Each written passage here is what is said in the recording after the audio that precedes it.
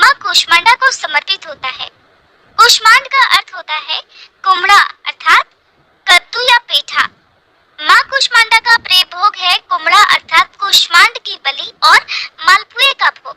साथ ही माँ कूष्मांडा का प्रिय रंग हरा है, इसलिए आज के दिन भक्तों को हरे रंग के वस्त्र धारण करके माँ कूष्मांडा की पूजा करनी चाहिए। अगर आप कूष्मांड अर्थात कुमड़े की बलि माँ को अर्पित ना कर पाए, जिसे साबुत पेठा भी कहते हैं, तो आज के दिन आप पेठे की मिठाई का भोग भी माँ कूष्मांडा को अर्पित कर सकते हैं। अगर आपके पास कोई प्रिय भोग ना हो तो ऐसे में जो भी मौसमी फल आते हैं उनका भोग आप माँ को लगा सकते हैं, या फिर लौंग और बताशी का भोग लगाकर माँ से क्षमा याचना कर सकते हैं कि आज आप माँ का प्रिय भोग उन्हें अर्पित ना कर पाए हैं, इसलिए हे माँ कूष्मांडा मुझे क्षमा कीजिएगा।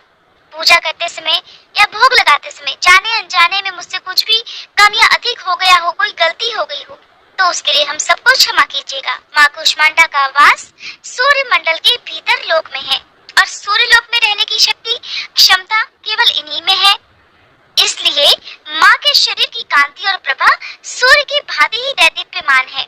इनके ही तेज से दसों दिशाएं आलोकित हैं। ब्रह्मांड की सभी वस्तुओं और प्राणियों में भी इन्हीं का तेज व्याप्त है।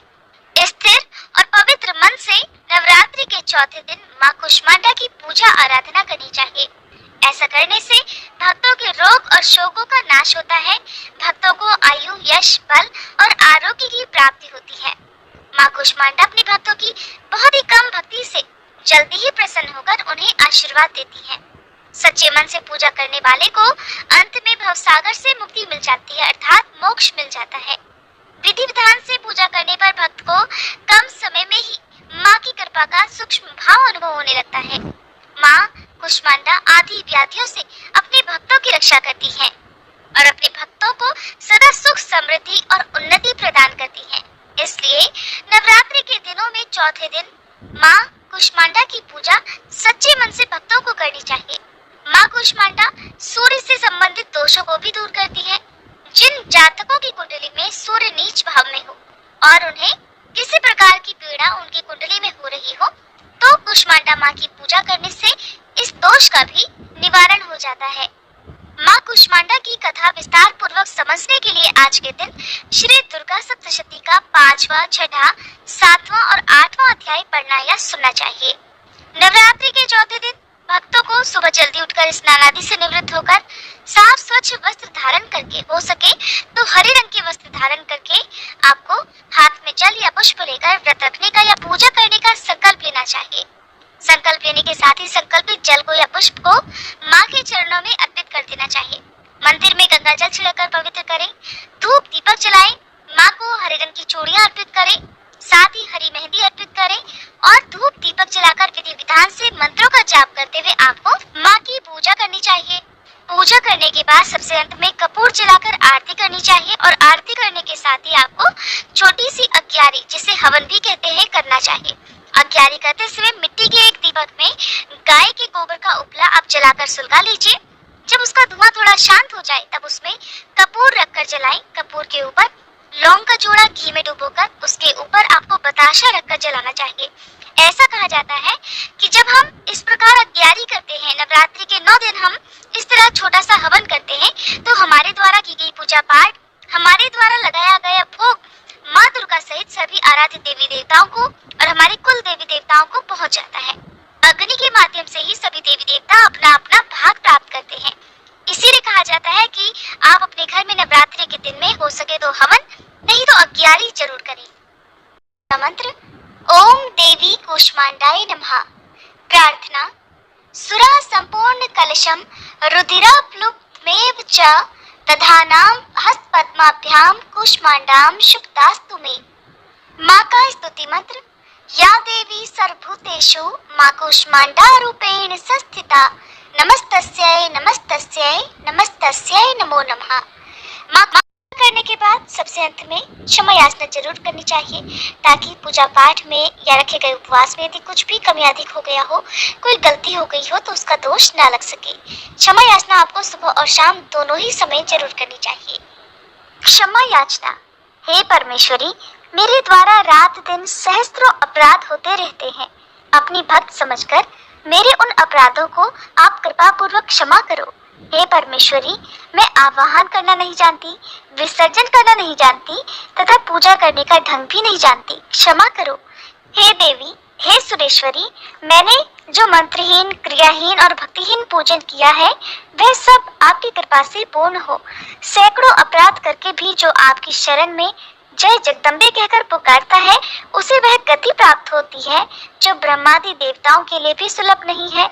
हे जगदम्बिके, मैं अपराधी हूँ किंतु आपकी शरण में आई हूँ। इस समय दया की पात्र हूँ, आप जैसा चाहे वैसा करो। देवी परमेश्वरी, अज्ञान से, भूल से अथवा बुद्धि भ्रम होने के कारण मैंने जो कुछ भी कमियां अधिक कर दिया हो वह सब क्षमा करो और प्रसन्न हो। हे सच्चिदानंद स्वरूपी परमेश्वरी, हे जगन्माता कामेश्वरी, आप प्रेम पूर्वक मेरी यह पूजा स्वीकार करो और मुझ पर प्रसन्न रहो।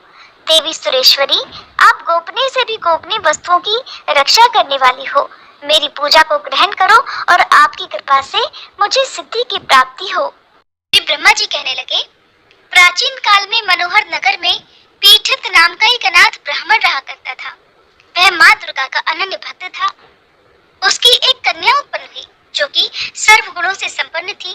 वह कन्या अपनी सहेलियों के साथ खेलती कूदती इस प्रकार बढ़ने लगी जैसे शुक्ल पक्ष में चंद्रमा की कला बढ़ती है। वह ब्राह्मण प्रतिदिन जब नियम से माँ दुर्गा की पूजा करके होम किया करता तो उसकी पुत्री भी नियम से वहाँ उपस्थित रहा करती। एक दिन सुमति भगवती माँ के पूजन में उपस्थित नहीं हुई। उसके पिता को पुत्री की ऐसी असावधानी देखकर बड़ा क्रोध आया और वह पुत्री से कहने लगा, अरे दुष्ट पुत्री, आज तूने भगवती का पूजन नहीं किया, इस कारण मैं किसी कुष्ठ रोगी या दरिद्र मनुष्य के साथ तेरा विवाह कर दूंगा। पिता की बात सुनकर सुमति को बड़ा दुख हुआ और वह अपने पिता से कहने लगी, पिताजी, मैं आपकी पुत्री हूँ और सब तरह से आपके अधीन हूँ। जैसी आपकी इच्छा हो वैसा ही करो, चाहे राजा से, चाहे कुष्ठी से, चाहे दरिद्र से, जिसके साथ चाहो मेरा विवाह करा दो, पर होगा वही जो मेरे भाग्य में लिखा है।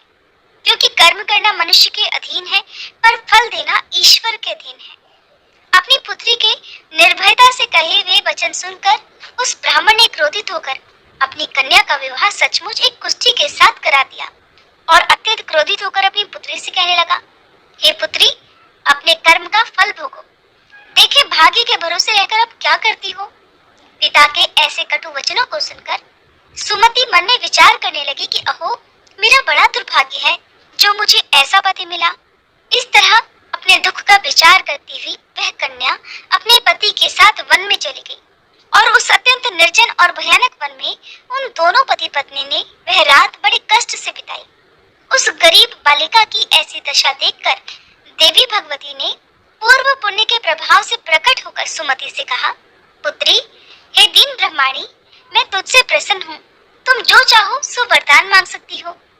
भगवती दुर्गा का वह वचन सुनकर ब्रह्माणी ने कहा, देवी आप कौन हैं? वह सब मुझसे कहिए। ब्राह्मण की पुत्री के ऐसे वचन सुनकर देवी कहने लगी, मैं आदिशक्ति भगवती हूँ और मैं ही ब्रह्म विद्या और सरस्वती हूँ। प्रसन्न होने पर मैं प्राणियों का दुख दूर कर उनको सुख प्रदान करती हूँ। इसलिए हे बालिके, मैं तुझ पर तेरे पूर्व जन्म के पुण्य के प्रभाव से ही प्रसन्न हूँ। अब मैं तुम्हें तुम्हारे ही पूर्व जन्म का वरदान सुनाती हूँ, ध्यान से सुनो। तुम पूर्व जन्म में निषाद की पत्नी थी और अति पतिव्रता थी। एक दिन तुम्हारे पति निषाद ने चोरी की। चोरी करने के कारण तुम दोनों को राजा के सिपाहियों ने पकड़ लिया और कैद खाने में डलवा दिया। उन लोगों ने तुझे और तेरे पति को भोजन भी नहीं दिया। इस प्रकार नवरात्रि के दिनों में पूरे 9 दिन तक तुमने ना तो कुछ खाया और ना जल ही पिया। इस प्रकार 9 दिन तक नवरात्रि का व्रत तुमसे हो गया। हे ब्रह्माणी, उन दिनों में जो व्रत हुआ उस व्रत के प्रभाव से प्रसन्न होकर मैं तुम्हें अब मनवांछित वर देती हूँ। तुम्हारी जो भी इच्छा हो सो मांग लो। इस प्रकार देवी दुर्गा के वचन सुनकर ब्राह्मण की पुत्री बोली, अगर आप मुझ पर प्रसन्न हैं तो हे देवी दुर्गे, मैं आपको प्रणाम करती हूँ। कृपा करके मेरे पति का कोढ़ दूर कीजिए। देवी कहने लगी, उन दिनों तुमने जो व्रत किया था उस व्रत का कोढ़ दूर करने के लिए अर्पित कर दो, तो उस पुण्य के प्रभाव से तुम्हारा पति स्वस्थ हो जाएगा। इस प्रकार देवी के वचन सुनकर वह ब्रह्माणी बड़ी प्रसन्न हुई और पति को निरोग रखने की इच्छा से ऐसा ही वचन कहा। तब उसके पति का शरीर देखते ही देखते भगवती दुर्गा की कृपा से रोग रहित हो गया और वह स्वस्थ हो गया। वह ब्रह्माणी पति को देखकर देवी की स्तुति करने लगी। इस प्रकार कहने लगी कि हे दुर्गे, हे मां भगवती, आप दुर्गति को दूर करने वाली, तीनों लोगों का संताप हरने वाली, समस्त दुखों को दूर करने वाली, रोगी मनुष्य को निरोग करने वाली, प्रसन्न होकर मनोवांछित वर देने वाली और दुष्टों का नाश करने वाली जगत की माता हो। हे अम्बे, मुझ निरपराध अबला को मेरे पिता ने कुष्ठी मनुष्य के साथ विवाह करके घर से निकाल दिया। पिता से तिरस्कृत निर्जन वन में अब मैं अपने पति के साथ विचर रही हूँ। आपने मेरा इस विपदा से उद्धार किया है, इसलिए हे देवी, मैं आपको प्रणाम करती हूँ, आप हमारी रक्षा करो। ब्राह्मण की पुत्री की के साथ विवाह करके घर से निकाल दिया। पिता से तिरस्कृत निर्जन वन में अब मैं अपने पति के साथ विचर रही हूँ। आपने मेरा इस विपदा से उद्धार किया है, इसलिए हे देवी, मैं आपको प्रणाम करती हूँ, आप हमारी रक्षा करो। ब्राह्मण की पुत्री की ऐसी स्तुति सुनकर देवी बहुत प्रसन्न हुई और उन्होंने उससे कहा, हे ब्राह्मणी, तेरे उदालय नामक अति बुद्धिमान, धनवान, कीर्तिवान पुत्र शीघ्र ही उत्पन्न होगा। ऐसा वर देकर देवी ने ब्राह्मणी से फिर कहा कि और जो कुछ तेरी इच्छा हो वो भी मांग ले। सुमति कहने लगी, हे देवी दुर्गे, अगर आप मुझ पर प्रसन्न हैं, तो कृपया मुझे नवरात्रि व्रत की विधि का सविस्तार वर्णन कीजिए। ब्रह्माणी के वचन सुनकर माँ दुर्गा कहने लगी, हे ब्रह्माणी, मैं अब तुम्हें संपूर्ण पापों को दूर करने वाले नवरात्रि व्रत की विधि बताती हूँ, ध्यान पूर्वक सुनो। आश्विन मास के शुक्ल पक्ष की प्रतिपदा तिथि से लेकर 9 दिन तक व्रत रखें। अगर दिन भर का व्रत ना रख सके तो एक समय शुद्ध सात्विक भोजन करें। शुभ मुहूर्त में घट स्थापना करें। महाकाली, महालक्ष्मी और महासरस्वती की मूर्तियां स्थापित कर उनकी विधि विधान से पूजा करें। बिजौरा के फल से अर्घ देने से रूप की प्राप्ति होती है। जायफल से अर्घ देने पर कीर्ति, दाख से कार्य की सिद्धि होती है। आंवले से सुख की प्राप्ति और केले से अर्घ देने से आभूषणों की प्राप्ति होती है। इस प्रकार पुष्पों और फलों से अर्घ देकर व्रत समाप्त होने पर 9वें दिन विधि विधान से हवन करें। खांड, घी, गेहूं, शहद करें। आंवले से कीर्ति की और केले से पुत्र की, कमल से राज सम्मान की और दाखों से संपदा की प्राप्ति होती है। खांड, घी, नारियल, शहद, जौ और तिल तथा फलों से होम करने से मनोवांछित वस्तु की प्राप्ति होती है। व्रत करने वाला मनुष्य इस विधि विधान से होम कर अपने आचार्य को अत्यंत नम्रता के साथ प्रणाम करे और यज्ञ की सिद्धि के लिए उसे दक्षिणा दे। इस प्रकार बताई हुई विधि के अनुसार जो भी नवरात्रि के व्रत करता है उसके सब मनोरथ सिद्ध हो जाते हैं और इसमें तनिक भी संदेह नहीं। इन 9 दिनों में जो कुछ भी दान आदि दिया जाता है उसका करोड़ों गुना फल मिलता है। नवरात्र व्रत करने से अश्वमेध यज्ञ के फल की प्राप्ति होती है। इसलिए हे ब्राह्मणी, इस संपूर्ण कामनाओं को पूर्ण करने वाले उत्तम व्रत को तीर्थ, मंदिर अथवा घर में विधि के अनुसार करना चाहिए। श्री ब्रह्मा जी बोले कि हे बृहस्पति जी, इस प्रकार ब्रह्माणी को नवरात्रि व्रत विधि बताकर देवी अंतर्ध्यान हो गई। अतः जो मनुष्य या स्त्री इस व्रत को भक्ति पूर्वक निष्ठा के साथ करता है वह इस लोक में सुख भोग कर अंत में मोक्ष की प्राप्ति करता है। श्री ब्रह्मा जी बृहस्पति जी से कहते हैं कि यह इस दुर्लभ व्रत का महात्म्य है जो मैंने तुम्हें बताया है। ऐसा सुनकर श्री बृहस्पति जी आनंद से प्रफुल्लित हो गए और कहने लगे कि हे ब्राह्मण, आपने मुझ पर अति कृपा की जो आपने मुझे इस व्रत का महात्म्य सुनाया। श्री ब्रह्मा जी बोले, हे बृहस्पति, यह देवी भगवती संपूर्ण लोगों का पालन करने वाली है। इन महादेवी के प्रभाव को भला कौन